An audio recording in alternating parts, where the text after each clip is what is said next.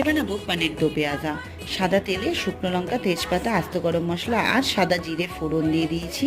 তারপর তার মধ্যে দিয়ে দিয়েছি পেঁয়াজ কুচি। পেঁয়াজটা গোল্ডেন কালার হয়ে গেলে দিয়ে দিলাম তার মধ্যে টমেটো, কুচানো টমেটো, পরিমাণ মতো লবণ দিয়ে কষাতে দিয়েছি। একটা বাটিতে টক দই, হলুদ, লঙ্কার গুঁড়ো, ধনের গুঁড়ো, জিরের গুঁড়ো, গরম মশলা আর সামান্য জল দিয়ে ভালো মতো একটা স্মুথ পেস্ট বানিয়ে নিলাম। তারপর সেই কষানো মশলার মধ্যে সেটা দিয়ে দিলাম। তেল ছেড়ে দিলে জল দিয়ে দিলাম পরিমাণ মতো। তারপর হাফ চামচের মতো আদা বাটার পেস্ট ছিটিয়ে দিয়ে কুচানো ধনেপাতা দিয়ে ফুটতে দিলাম।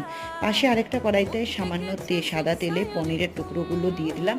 তার সাথে দিয়ে দিলাম বড় বড় পেঁয়াজ কুচি, কাঁচা লঙ্কা বাটা, লবণ, হলুদ, কাশ্মীরি লঙ্কার গুঁড়ো দিয়ে একটু ভাজা ভাজা করে ওই মশলাটার গ্রেভিটার মধ্যে ঢেলে দিলাম এই পনিরের আইটেমটা।